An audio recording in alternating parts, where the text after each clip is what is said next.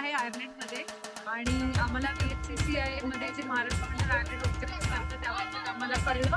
त्याबरोबरच आम्ही पहिलं फंक्शन जे अटेंड केलं ते आषाढी एकादशीचं होतं, तेही उत्तम झालं आणि आज आम्ही गणपतीच्यासाठी इकडे आलेलो आहोत आणि अतिशय उत्सुक झालेलं आहे. आम्हाला अक्षरशः मुंबईची आणि घराची आठवण झाली इकडे येऊन. त्याच्यामुळे आम्ही खरंच महाराष्ट्र मंडळ आयर्लंडचे खूप आभारी आहोत. अशाच छान छान प्रोग्राम्स ऑर्गनाईज करत राहा. Thank you so much. स्टुडंट्स आहोत आणि आताच आयर्लंडला यावेळीच आलो आणि आम्ही ॲक्च्युली गणपतीच्या ह्याच्यामध्ये मिस करत होतो की कसे इकडच्या गणपतीच्या हिशोबाने आपल्याला मोज मजा येईल का, जसे इकडचे गणपती खूप दिसले. पण जसं इकडे असं ह्या लोकांनी इव्हेंट वगैरे ऑर्गनाईज केलं तर खूपच चांगलं वाटतं. त्याच्यामुळे थोडंसं घरासारखं वाटतं.